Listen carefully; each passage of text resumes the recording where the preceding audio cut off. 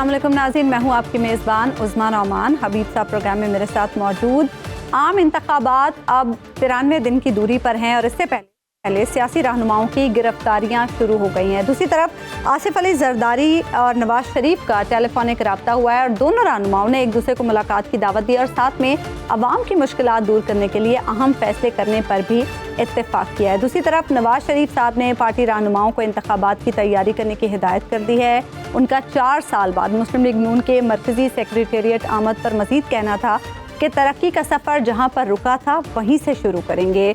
नून league के कायद ने पाकिस्तान को एशियन टाइगर बनाने के आज़म का इयादा भी किया, जबकि मीडिया से गुफ्तगू में ख्वाजा साद रफ़ीक का ये कहना था कि नवाज शरीफ ने कोई डील नहीं की और ये कि इंतखाबात में हाथ पांव बंधे नहीं होने चाहिए। कोई डील नहीं है। नवाज शरीफ साहब ने वापस ही आना था। 18 में हमारे हाथ पांव बांधे गए। उस वक्त की एस्टेब्लिशमेंट ने बांधे और जुडिशरी ने मिलकर साजिश की। इमरान खान उसका बेनिफिशियरी था। फिर एक इलेक्शन आ गया है, सबको लड़ना चाहिए, सबका इंतखाबी निशान बैलेट पेपर के ऊपर होना चाहिए और अगर कोई जेल में है अदालत को उसके साथ जो भी इंसाफ का मामला है वो करना चाहिए। हमें कोई एतराज नहीं है। हम नहीं है किसी को जेल भेजने वाले। ट्विटर, फेसबुक, सोशल मीडिया का मैदान और है, गली का मैदान और है। नून लीग जो 21 अक्टूबर के मीनार पाकिस्तान जलसे और क़यादत को मिलने वाली कानूनी रिलीफ के बाद काफ़ी पुरएतमाद दिखाई दे रही है। लेवल प्लेइंग फील्ड के मुतालबे पर पीपल्स पार्टी को सुना रही है कि वो लेवल प्लेइंग फील्ड का रोना ना रोए और मैदान में आकर मुकाबला करे। हालांकि इन दिनों हम देख रहे हैं कि खुद नून लीग माजी में लेवल प्लेइंग फील्ड ना मिलने का शिकवा तवातुर से कर रही है। इसके साथ साथ ये भी सवाल उठाया जा रहा है कि मौजूदा हालात में जो इलेक्शन होंगे वो फ्री एंड फेयर कैसे होंगे, क्योंकि अगर उन इंतखाबात में इमरान खान हिस्सा नहीं ले सकेंगे तो फिर उन इंतखाबात की शफाफियत पर भी सवाल उठाया जा सकता है और इंतखाबात के फ्री एंड फेयर होने पर भी सवाल उठाया जा सकता है। दूसरी तरफ आसिफ अली जरदारी साहब 8 फरवरी का सूरज बिलावल भुट्टो की फतह के पैगाम के साथ तुलू होता देख रहे हैं। ऐसे में नून लीग को पीपल्स पार्टी से ज़्यादा ख़तरा महसूस हो रहा है या फिर तहरीके इंसाफ नून लीग के लिए खतरा बन सकती है? इसी पर हम बात करेंगे। पाकिस्तान मुस्लिम लीग नून के सीनियर रहनुमा जावेद लतीफ़ साहब हमारे साथ प्रोग्राम में मौजूद हैं। जावेद लतीफ़ साहब, बिलाखिर इंतखाबात की तारीख का ऐलान तो हो गया। अब हम देख रहे हैं कि मुख्तलिफ सियासी जमातों की जानिब से लेवल प्लेइंग फील्ड का शिकवा किया जा रहा है। मुस्लिम लीग नून के नज़दीक लेवल प्लेइंग फील्ड का क्या मतलब है? मुस्लिम लीग नून के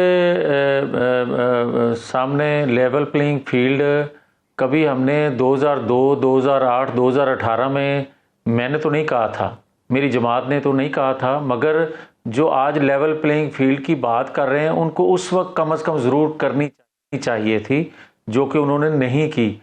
मगर हम आज फिर ये कहते हैं कि लेवल प्लेइंग फील्ड हर एक के लिए होनी चाहिए, फिर फ्री इलेक्शन होने चाहिए, आज़ादाना इंतखाबात, वक्त की रियासत की ज़रूरत है। अब आ जाए जो ये बात कह रहे हैं और जो हमारे मतलब कहा जा रहा है, मुझे कोई बताए कि जो आज लेवल प्लेइंग फील्ड की बात कर रहे हैं, 2 माह पहले तक तो ये बात कहते थे कि नवाज शरीफ को इंसाफ नहीं मिल रहा। 2 माह पहले तो ये बात करते थे कि नवाज शरीफ को इलेक्शन लड़ने का हक होना चाहिए। तो आज कोई उसको डील कहता है, कोई आज उसको कहता है फास्ट ट्रैक पे वो आ गए। तो मुझे ये बताएं कि क्या मुझे आप उस वक्त तक ये कहने को तैयार हैं कि आपके साथ नाइंसाफ़ी हो रही है जब तक मुझे इंसाफ मिल ना जाए, और अगर मुझे इंसाफ मिलने की उम्मीद सिर्फ पैदा हो, अभी इंसाफ मिला नहीं है, तो आप ये कह दें कि आपकी डील हुई है, तो फिर क्या मैं इसके माशाल्लाह जिस तरह उम्मीदें पैदा हुई हैं वो भी तो काबिल तहसीन है ना, वो भी तो कोई मामूली बात नहीं है। ये जो आप फरमा रहे हैं ना, ये आप बजा फरमा रहे हैं कि उम्मीदें किस तरह पैदा हुई। ये उम्मीदें उसी तरह पैदा हुई जिस तरह सजाएं देने की उम्मीदें पैदा हुई थी उन लोगों को, या उनको नजर आना शुरू हुआ था कि इनको तो सजा होनी है। ये आज इस तरह आप कह सकते हैं कि उस वक्त आपको नजर आ रहा था कि ये सजा हर हाल में होनी है। आज इंसाफ अगर होता नजर आना शुरू हुआ है या उम्मीद बंधी है तो उसको आप तो ये फिर तलाफी हो रही है जावेद लतीफ साहब? तो इंसाफ माजी की तलाफी हो रही है। तलाफी देखिए, जहाँ तक तलाफी का तल्लक है ना, तलाफी मुमकिन नहीं है। अच्छा। तलाफी इसलिए मुमकिन नहीं है कि जिस शख्स को आप 11 साल पाकिस्तान से बाहर रखेंगे, उसके ज़िंदगी के, उसकी सियासत के 11 साल आप ज़ाया कर दें, रियासत के 11 साल आप ज़ाया कर दें, تو وہ تو واپس نہیں آ سکتے. ہاں یہ ضرور ہے اگر آپ کا تلافی کا مطلب یہ ہے کہ میں واپس آ جاؤں تو تلافی ہوگی, نہیں. تلافی اس طرح ہوتی ہے کہ پھر جنہوں نے یہ بگاڑ پیدا کیا تھا, جنہوں نے نکالا تھا, ان کو پھر سزائیں ملیں تو یہ تلافی اس طرح آپ کہہ سکتے ہیں کہ یہ تلافی ہوئی ہے تاکہ ریاست کو فائدہ پہنچے. اچھا جاوید لطیف صاحب, اگر میں 2018 کے الیکشن دیکھوں, نو ڈاؤٹ جناب نواز شریف اور محترمہ مریم نواز صاحبہ جیل میں تھے, لیکن آپ کی پارٹی بڑی حد تک کیمپین کر رہی تھی. میں دیکھ رہا تھا آج نمبرز کے 200 سے زیادہ کینڈیڈیٹس تھے آپ کے پورے پاکستان میں قومی اسمبلی میں. پنجاب میں بھی یہی کیفیت تھی. تو کیا آپ دیکھ رہے ہیں کہ 2018 جتنے پلڑے برابر تھے, آج چلیے جگہ بدل لیجئے, پاکستان تحریک انصاف کو کم از کم اتنا موقع تو مل جانا چاہیے. حبیب اکرم صاحب, آپ سوال میرے ساتھ اس طرح کر رہے ہیں جیسے میں نے پلڑے برابر کرنے ہیں. نہیں, تقاضا آپ کا ہی رہا ہے. آپ کی پارٹی نے بار بار کہا, اور حیرت انگیز طور پر کہ کارکنان قضاء و قدر بھی ایسے ماشاءاللہ ہیں کہ جیسے ہی آپ کا مطالبہ ہوتا تھا پلڑا برابر ہونا شروع ہو جاتا تھا. مطلب میں تو اتفاقات ہیں نا حسین. اچھا حبیب صاحب, یہ حسین اتفاقات میں تھوڑا سا اضافہ آپ کی طرف کر رہا ہوں. مجھے یہ بتائیں کہ آج جس پلڑے کو آپ برابر کرنے کی خواہش رکھتے ہیں یا سمجھتے ہیں کہ یہ پلڑا برابر ہونا چاہیے, اگر انصاف کا ترازو پکڑ کے کریں تو یہ تو ہونا چاہیے. اور کیا آپ اپنی خواہش پہ پلڑے برابر کرتے ہیں یا اپنی خواہش پہ ایک پلڑا نیچے کر دیتے ہیں ایک اوپر کر دیتے ہیں؟ نہیں, آج کل مسلم لیگ نون کی خواہشات ہی پوری ہوتی ہیں. یہ موسم آپ کے لیے باہر کا ہے. نہیں, یہ مناسب نہیں ہے. خدا کے لیے آپ جیسے سنجیدہ لوگ جو ہیں, آپ جیسے تجزیہ نگار جو ہیں, آپ لوگوں کی ذہن سازی کرتے ہیں, ذہن بناتے ہیں, مگر خدا کے لیے آپ کے سامنے میں اپیل کر رہا ہوں, مجھے صرف آپ یہ بتا دیں, جو آپ کی خواہش کے مطابق میں بات کر لیتا ہوں, کہ نواز شریف کے جو پینڈنگ کیس ہیں اس کی بھی ڈیٹ فکس کر دی جائے اگر میرے پہ یہ ہے تو, اور جو عمران خان کے پینڈنگ کیس ہیں ان کی بھی ڈیٹ فکس کر دی جائے, اور دیانت داری سے ان کیسز کا فیصلہ کر دیں. اگر انصاف کا تقاضا اس کو بری کرنے میں ہے تو بالکل اس کو بری ہونا چاہیے, اور اگر انصاف کا تقاضا یہ ہے کہ مجھے اس پروسیس سے باہر رکھنا ہے, میرے پہ کوئی الزامات ہیں, میں نے سائفر لہرایا ہے, میں نے 9-10 مئی کا واقعہ کیا ہے, میں نے پاکستان کے اندر 190 ملین کا جو پاؤنڈ جو ہیں اس کا میں نے کوئی اس طرح کا القادر ٹرسٹ کا میں نے کیا ہے, تو یقیناً مجھے سزا ملنی چاہیے. اور اگر میں نے کچھ نہیں کیا, صرف آپ کی خواہش پہ مجھے 2018, 2008 اور 2002 میں باہر رکھا اور آج پھر مجھے لٹکا کے رکھا جائے, تو کیا یہ انصاف ہے؟ نہیں, آپ سمجھ رہے ہیں کہ نواز شریف صاحب کی جو سزائیں فوری طور پہ ختم نہیں ہو رہی یا ان کی تاریخیں نہیں لگ رہی, تو آپ کے خیال میں اس میں بھی کوئی ڈیزائن ہے؟ دیکھیں, میں تو اس وقت ریلیف محسوس کروں گا یا اس وقت انصاف دیکھوں گا عملاً جب میرے 6-7 سال کے پینڈنگ کیس جو ہیں, جو مجھے بلا وجہ اپنی خواہش کی بھینٹ چڑھایا گیا, مجھے انصاف مل جائے. اگر آپ صرف یہ کہتے رہیں حبیب اکرم صاحب کہ نہیں ہوئی تو تیرے نہ نا انصافی سی, مگر آپ انصاف کرنے کو تیار نہ ہو, یا کم از کم وہ دن آئے ہی نہ کہ جس دن مجھے آپ کلین چٹ دیں, جو آپ نے 11-12 سال لگا کے میرے خلاف ایک ذہن سازی کی لوگوں کی کہ یہ ڈاکو ہے. اور حبیب اکرم صاحب آپ کے علم میں ہونا چاہیے, جو کہ ہے, اور آپ خود فرمایا کرتے تھے کہ جو سوشل میڈیا پہ ہزاروں لوگ بھرتی کیے ہوئے تھے میرے اور آپ کے پیسوں سے, ریاست کے وسائل سے, انہوں نے کیا ہمارے خلاف جب تک کرتے رہے, لوگوں کی ذہن بناتے رہے, ڈاکو چور لوگوں کو کہتے رہے کہ ہم ہیں. جب ریاست کے خلاف وہ کام کرنا شروع انہوں نے کیا تو اس وقت ریاستی اداروں کو خیال آیا کہ یہ تو بہت غلط ہے, یہ تو بڑی زیادتی ہے. جب میرے خلاف ہوتا تھا اس وقت تو کوئی اس کا برا نہیں مناتا تھا. تو میں یہ کہتا ہوں کہ انصاف صرف یہ نہیں ہے کہ آپ پینڈنگ کیسوں کا فیصلہ کریں. انصاف یہ ہے کہ 2011-12 میں جو آپ نے لوگوں کا ذہن بنانا شروع کیا تھا وہ کلیئر کریں لوگوں کا کہ وہ باتیں جو کی جاتی تھی کہ اتنا پیسہ لیکن آپ کے خیال میں اب ایسا یہ نواز شریف غدار ہے میاں صاحب کلیئر کیا میاں صاحب یہ اشتہار تو نہیں ٹی وی پہ چل سکتے نا کہ جناب نواز شریف صاحب بے قصور تھے ہم معافی مانگتے ہیں, یہ تو نہیں ہو سکتا. بس ٹھیک ہے جو ہو گیا, یہ سٹل انداز میں ہوتی ہیں چیزیں. حبیب اکرم نہیں حبیب اکرم صاحب نہ خدا کے لیے آپ جیسے منصف یہ نہ کہیں. آپ کو یاد ہوگا کہ مسلم لیگ کی حکومت میں اشتہار اخبار کے جو دیے جاتے تھے جس پہ شہباز شریف کی تصویر تھی, چیف جسٹس ثاقب نثار صاحب جو ہیں انہوں نے کہا یہ پیسے جمع کراؤ قومی خزانے میں, یہ تشہیر آپ کی ہوئی ہے, اور وہ پیسہ جمع کرایا گیا تھا. اس کے بعد عمران خان کے لیے تو کسی نے نہیں کہا کہ یہ تشہیر عمران خان کی ہو رہی ہے جو ہیلتھ کارڈ ہے یا دوسری جگہوں پہ, اس کے تو پیسے وصول نہیں کیے گئے. اچھا جاوید لطیف صاحب اب تھوڑا آگے بڑھتے ہیں.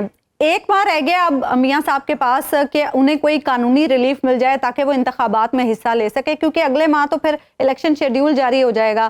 تو آپ کو لگتا ہے اس ایک ماہ میں میاں صاحب کو ان کے کیسز کے حوالے سے اس حد تک قانونی ریلیف مل جائے گا کہ وہ انتخابات میں حصہ لے سکیں, وزیر اعظم کے کینڈیڈیٹ بن سکیں مسلم لیگ نون کی طرف سے؟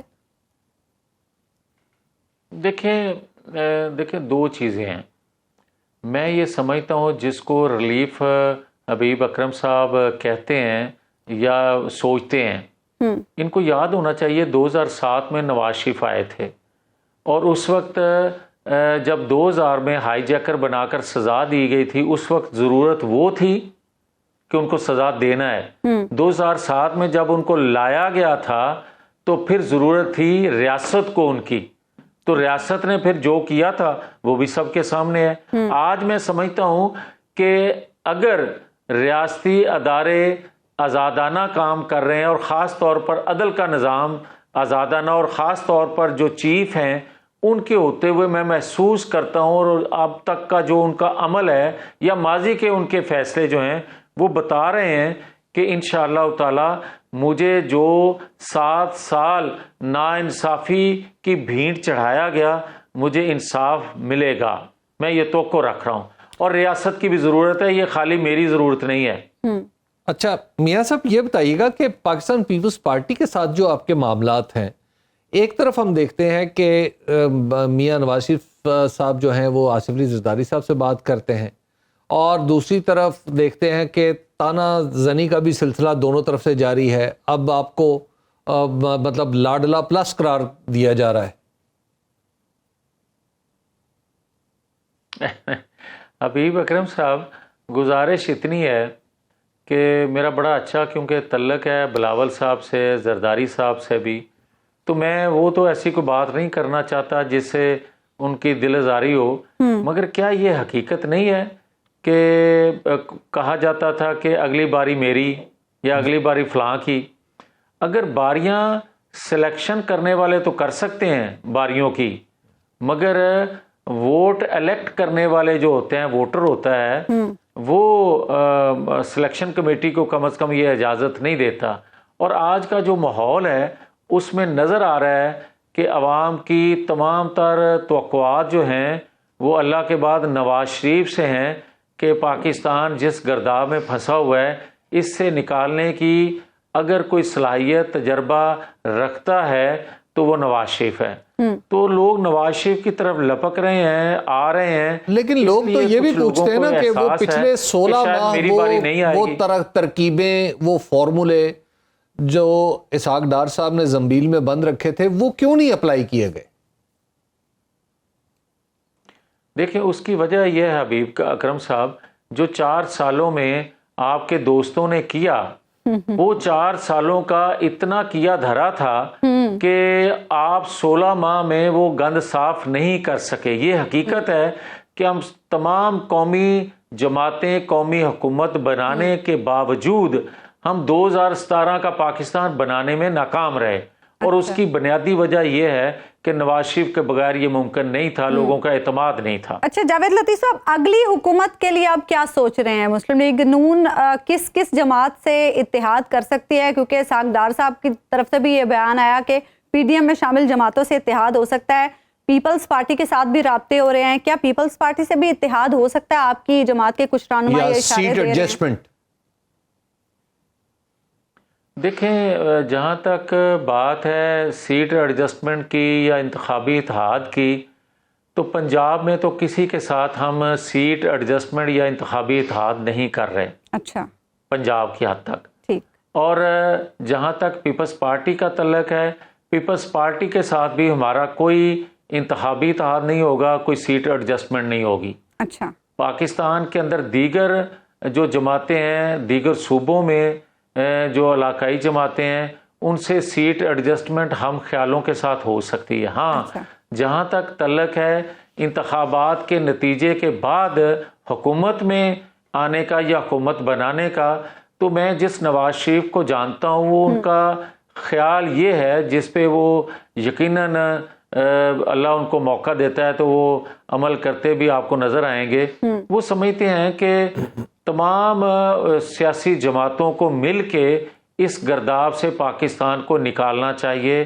اکیلی جماعت کے بس کا روگ نہیں ہے. بھلے ہمیں امید ہے, توقع ہے کہ ہمیں واضح میجورٹی نیشنل اسمبلی میں مل جائے گی, ہمیں کسی حکومتی اتحاد کی ضرورت نہ بھی ہو, اس کے باوجود نواز شریف کی یہ سوچ ہے.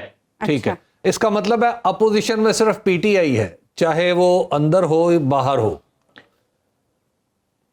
نہیں, میں سمجھتا ہوں کہ PTI جو سیاسی ان کا گروہ ہوگا, گروپ ہوگا, ان سے بھی ہو سکتا ہے جو اسمبلی میں پہنچے, ان سے بھی بات چیت ہو سکتی ہے. ان سے نہیں ہو سکتی جنہوں نے 9-10 مئی کا واقعہ کرنے میں, بلکہ میں تو یہ کہوں گا آج کل یہ کہا جاتا ہے ماسٹر مائنڈ, اور جس طرح فیض آباد دھرنے کے ماسٹر مائنڈ کا کھوج لگا لیا گیا ہے, اسی طرح 9-10 مئی کے ماسٹر مائنڈ کا کھوج تو لگ گیا ہے. اسی طرح 2017 میں جو کچھ ماسٹر مائنڈ نے کیا, یا 2014 کے دھرنے جو تھے ان کے ماسٹر مائنڈ جو تھے, یا عالمی فورسز کے جو اعلیٰ کار بنے ہوئے تھے, ان سب کا قوم کو پتہ ہے. اچھا میاں صاحب یہ بتائیے گا, یہ بھی آپ نے کہا کہ ہم خیال جماعتوں کے ساتھ مختلف صوبوں میں کہیں سیٹ ایڈجسٹمنٹ بھی ہو سکتی ہے, وہ ہم خیال جماعتیں کون کون سی ہیں؟ کیا MQM ہے, مولانا فضل الرحمان کی ہے, GDA ہے,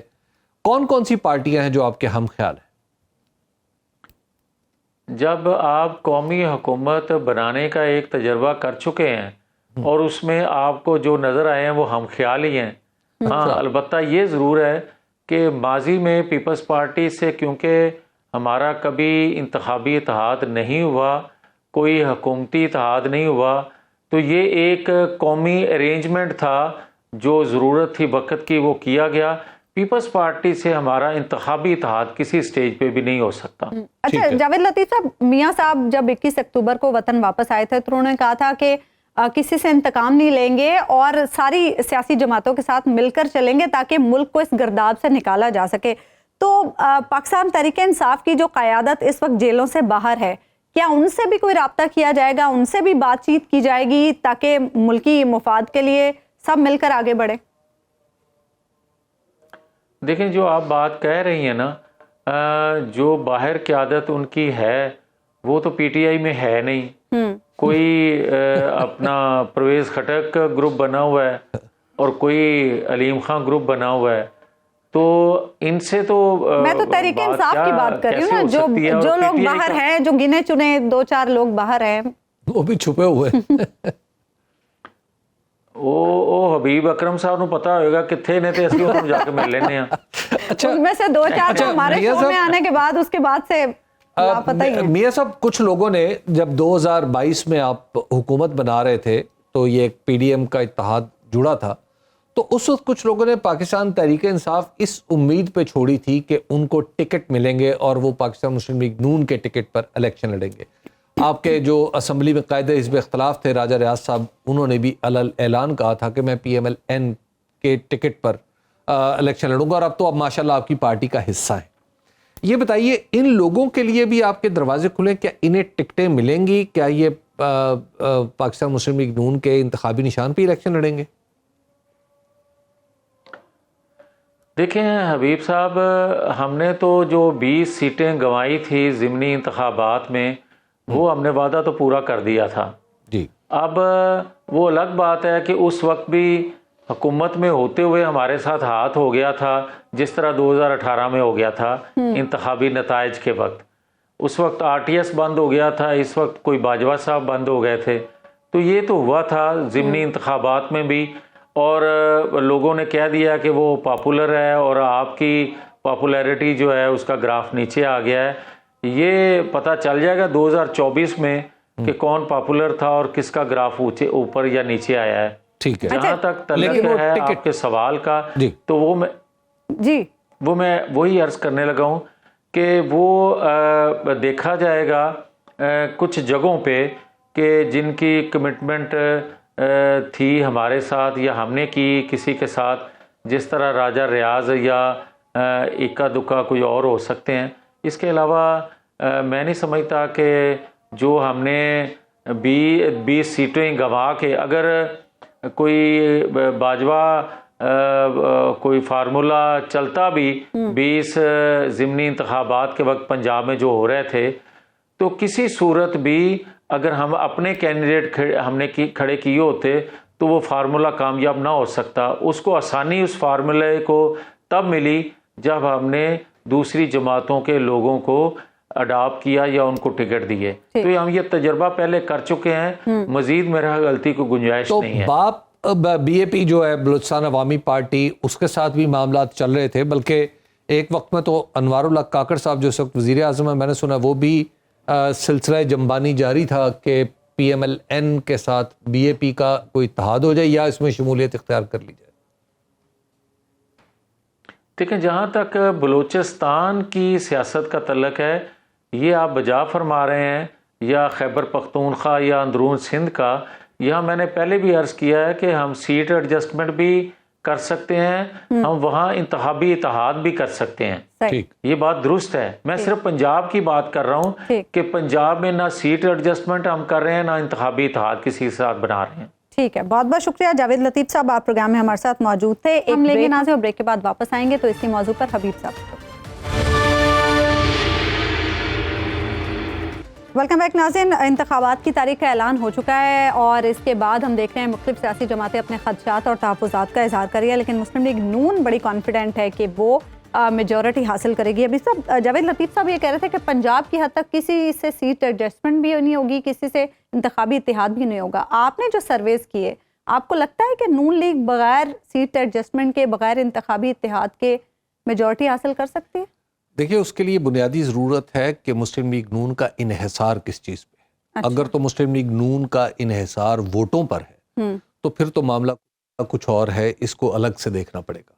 اور اگر مسلم لیگ کا انحصار ووٹوں پر نہیں ہے، صرف نتائج پر ہے، تو پھر مسلم لیگ نون کا دعویٰ درست نظر آتا ہے. دیکھیے اس کی وجہ ہے کہ پاکستان میں بعض اس وقت جو فضا بنی ہوئی ہے کہ نواز شریف صاحب جس طرح تشریف لائے ہیں اور جس طرح ان کا راستہ ہموار ہوا ہے، بلکہ راستہ ہموار کیا ہے، راستہ ہموار کیا ہے، ان کے لیے تو شاہراہی بن گئی ہے نا.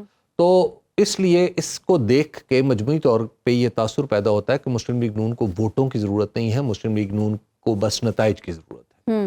تو نتائج کی ضرورت تو ظاہر ہے ہم تو اس کا اندازہ نہیں کر سکتے، تو پھر تو نتائج تو کہیں اور سے آنے ہوتے ہیں. تو اگر تو میں آپ سے نہیں یہ پوچھ رہی کہ کہاں سے آنے ہوتے ہیں. Thank you very much. اچھا، جو پولیٹیکلی جہاں تک پولیٹکس کا معاملہ ہے تو پولیٹیکلی پاکستان اس وقت پنجاب میں دو ہی فریق ہیں، بڑے فریق ہیں جی. ایک کا نام ہے پاکستان تحریک انصاف اور دوسری ہے پاکستان مسلم لیگ نون.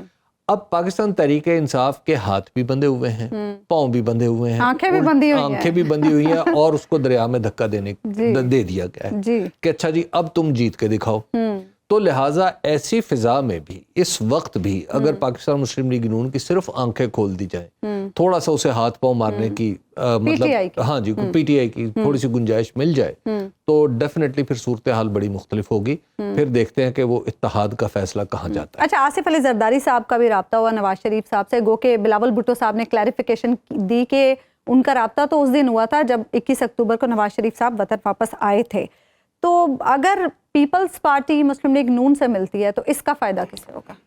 آصف علی زرداری صاحب جتنا مسلم لیگ نون کے قریب جائیں گے، پاکستان پیپلز پارٹی پنجاب سے ختم ہو جائے گی. اچھا. آپ 2013 کا جب معاف کیجیے گا 2008 کا الیکشن تھا, 2008 کے الیکشن میں پاکستان پیپلز پارٹی ایک کافی سگنیفیکنٹ جماعت بنی تھی پنجاب کے اندر, اور پھر 2013 میں الیکشن جب ہونے لگا تھا تو اس سے کچھ دن پہلے جناب آصف علی زرداری صاحب جو ہیں وہ اپنی وہ جو مفاہمت نامی کوئی چیز ہے ان کے پاس, اس کو لے کے رائے بند پہنچ گئے تھے, اور اس کے نتیجے میں پاکستان پیپلز پارٹی کے اندر یہ یکسوئی پائی جاتی ہے کہ اس اقدام نے, آصف علی زرداری صاحب کے اس اقدام نے پنجاب کے اندر سے پاکستان پیپلز پارٹی کے کھیتوں پہ ہل چلا دی. اچھا.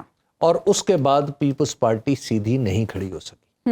تو جتنا قرب بڑھے گا اور جتنا آصف علی زرداری صاحب یہ ایک مہلک غلطی کر چکے ہیں پاکستان تحریک پاکستان پیپلز پارٹی کے لیے, اور اب دوبارہ بھی تو وہ دوبارہ بھی کریں گے, کیونکہ بڑے لوگ سمجھتے نہیں ہیں, کیونکہ آصف علی زرداری صاحب سمجھتے ہیں کہ دنیا میں 2-4 لوگ ہیں پاکستان میں جو سمجھتے ہیں کہ صرف انہیں پتہ ہے. لیکن اس وقت بلاول انوالو نہیں تھے نا, اب بلاول بھی تو انوالو ہے, کیا انہیں وہ غلطی کرنے دیں گے؟ جب بلاول انوالو ہوں گے اور جب وہ اپنا فیصلہ کریں گے تو اس وقت پتا چلے گا نا. ابھی تک تو ایسا کوئی چیز سامنے نظر نہیں آئی کہ جس میں کہا جائے کہ بلاول بھٹو زرداری صاحب نے کوئی ڈیفرنٹ ٹینجنٹ اختیار کیا ہے, کوئی مختلف راستہ اختیار کیا ہے. تو خود بلاول بھٹو زرداری صاحب بھی تو کئی دفعہ ریونڈ کے چکر لگا چکے ہیں, تو لہٰذا ان دونوں لیکن اب ان کی ٹون کچھ اور ہے. وہ ٹون دیکھیے, یہ ٹون صرف اس لیے ہے کہ کیونکہ الیکشن کو لیجیٹیمیٹ کرنا ہے. اچھا. الیکشن میں 2 فریق ہیں, ایک فریق ہے پاکستان تحریک انصاف اور ایک دوسرا فریق ہے دیگر جماعتیں. اب دیگر اگر پاکستان تحریک انصاف الیکشن میں نہیں آتی تو دیگر جماعتیں ایک دوسرے سے نمائشی میچ کھیل کے ثابت کریں گی کہ دیکھیں بڑا لیجیٹیمیٹ میچ ہے, دیکھیں نا ہم نے ایک دوسرے کے خلاف بڑے بیان دیے, بڑے یہ تاثر کریٹ کرنا ہے. اصل یہ سموک سکرین ہے. اصل میں آپ خود سمجھیے نا, چند دن پہلے تک جناب بلاول بھٹو زرداری صاحب وزیر خارجہ تھے, ان کے وزیر اعظم کون تھے؟ شہباز شریف صاحب. That's it. تو آپ اس لیے یہ, اور مولانا فضل الرحمان جو ہے ان کے صاحبزادے وزیر تھے, کس کی کیبنٹ میں تھے؟ شہباز شریف صاحب کی کیبنٹ میں. شہباز شریف صاحب کو ووٹ کس نے دیے تھے؟ بلاول بھٹو زرداری صاحب نے, آصف علی زرداری صاحب نے, مولانا فضل الرحمان نے. تو آپ یہ ذہن سے نکال دیجئے کہ یہ الگ ہے. ٹھیک, یہ بالکل ایک ہی ہے. یہ بیسیکلی ایک تاثر کریٹ کرنا ہے کہ دیکھیے بڑے لیجیٹیمیٹ الیکشن. ایک بریک ہم یہاں پہ لیں گے ناظرین, اور بریک کے بعد آئیں گے تو ہم بات کریں گے غزہ کی صورتحال.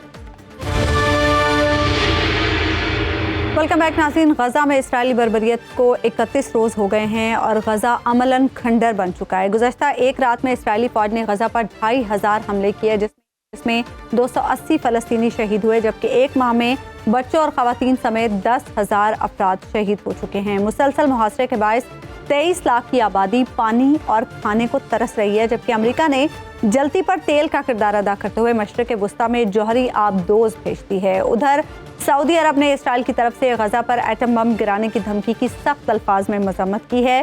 اقوام متحدہ کی سلامتی کونسل میں اب تک جنگ بندی کی 4 قراردادیں ویٹو ہو چکی ہیں, جبکہ دنیا کی 18 تنظیموں کی طرف سے جنگ بندی کے مطالبے کو اسرائیل کے وزیر اعظم نے جوتی کی نوک پر رکھ کر مسترد کر دیا ہے.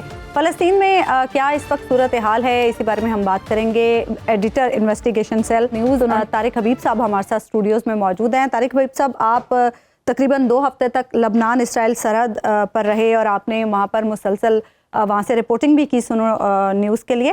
یہ بتائیے گا, ہم دیکھ رہے ہیں کہ مسلسل جو قراردادیں جنگ بندی کے لیے پیش ہو رہی ہیں اقوام متحدہ میں, وہ ویٹو کی جا رہی ہیں. عملاً پوری دنیا اس وقت کچھ نہیں کر پا رہی ہے جنگ بندی کے لیے. تو یہ کرائسس کیا اب آگے بڑھتا ہی چلا جائے گا, اب اسے ہم رکتا ہوا نہیں دیکھیں گے؟ دیکھیں, جو اس ساری سچویشن کو سمجھنے کے لیے اسرائیلی وزیر کا ایک بیان کافی ہے, جس میں انہوں نے کہا ہے کہ فلسطین چھوڑ دیں, آئرلینڈ چلے جائیں. یعنی زمین کے مالکان کو کہا جا رہا ہے کہ آپ اپنی زمین چھوڑ کے چلے جائیں.